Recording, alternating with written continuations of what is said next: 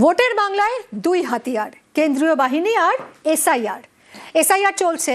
আর এবার ময়দানে নেমে লড়ার জন্য ভোট ঘোষণার আগেই বাহিনী।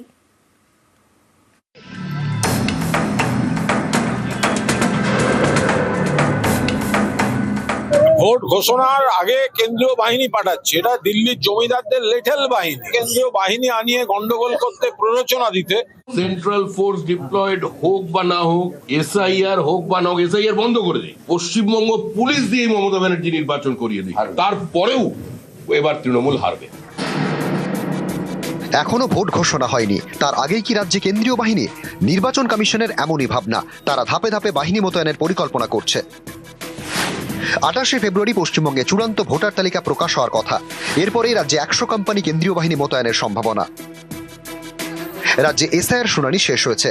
এই শুনানি চলাকালীন দক্ষিণ 24 পরগনার বাসন্তী এবং মুর্শিদাবাদের ফারাক্কা সহ বেশ কয়েকটি কেন্দ্রে উত্তেজনা ছড়ায়, ভাঙচুর চলে। জানা গিয়েছে, কমিশনের আশঙ্কা চূড়ান্ত ভোটার তালিকা প্রকাশের পরে অশান্তি হতে পারে, তাই কেন্দ্রীয় বাহিনী মোতায়েনের পরিকল্পনা। ভোটের আগে আরো বেশি সংখ্যায় কেন্দ্রীয় বাহিনী মোতায়েনের দাবিতে বারবার সুর চড়াতে দেখা গিয়েছে বিজেপিকে। এবার তো বুথের ভিতরেও বাহিনী চান দিলীপ ঘোষ। বারবার ডিমান্ড করেছি যে বুথের মধ্যে যাতে সেন্ট্রাল ফোর্স থাকে। তো যদি এটা হয় তাহলে পশ্চিমবাংলার মানুষ যারা ভয়ে ভোট দিতে যান না তারাও দিতে যাবেন, ভোটের পার্সেন্টেজ বাড়বে এবং লোকে নির্ভয়ে ভোট দিতে পারবে। তাহলে টিএমসির পক্ষে টেকা মুশকিল আছে। নতুন বছর পড়তে না পড়তেই কেন্দ্রীয় বাহিনী নিয়োগের দাবিতে সুর চড়ান বিজেপির আরেক নেতা সুকান্ত মজুমদার। গণতন্ত্রকে হত্যাকারী প্রয়াস ভারতীয় জনতা পার্টি মেনে নেবে না। প্রয়োজনে যদি এখন থেকে কেন্দ্রীয় বাহিনী নামাতে হয়, এখন থেকে কেন্দ্রীয় বাহিনী নামাতে হবে। বিজেপি রাজ্য সভাপতি তো এক ধাপ এগিয়ে আদালতে, হাইকোর্টে তিনি আবেদন জানান। পশ্চিমবঙ্গে যে 83,000 বুথ রয়েছে তার প্রতিটি 100% নিরাপত্তা সুনিশ্চিত করতে হবে। ভোটের আগে বুথগুলির নিরাপত্তা নিয়ে সমীক্ষা করতে হবে, সেই সমীক্ষা রিপোর্ট খতিয়ে দেখে নিরাপত্তার ব্যবস্থা করতে হবে। এসব দেখে অনেকেই মনে করেন বিজেপির বড় ভরসা কেন্দ্রীয় বাহিনী।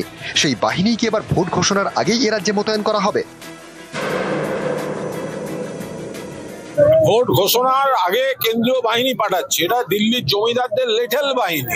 পুরোটা এখন রাজ্যের আইন শৃঙ্খলা রাজ্যের হাতে। সব ঠিক আছে, সুষ্ঠু আছে, সেখানে যারা চেষ্টা করছে কেন্দ্রীয় বাহিনী আনিয়ে গন্ডগোল করতে, প্ররোচনা দিতে, বাংলার মানুষ ভরপুর জবাব দিয়ে দেবে। সেন্ট্রাল ফোর্স ডিপ্লয়েড হোক বা না হোক, এসআইআর হোক বা না হোক, এসআইআর বন্ধ করে দিই। ইডি সিবিআই এর অফিসে তালা লাগিয়ে দিই, ইনকাম ট্যাক্স জিএসটি কে নোটিশ পাঠাতে বারণ করে দিই, পশ্চিমবঙ্গ পুলিশ দিয়ে মমতা ব্যানার্জি নির্বাচন করিয়ে দিই, তারপরেও এবার তৃণমূল হারবে।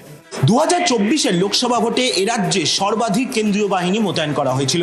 1100 কোম্পানিরও বেশি কেন্দ্রীয় বাহিনী মোতায়েন করা হয়েছিল এ রাজ্যের জন্য।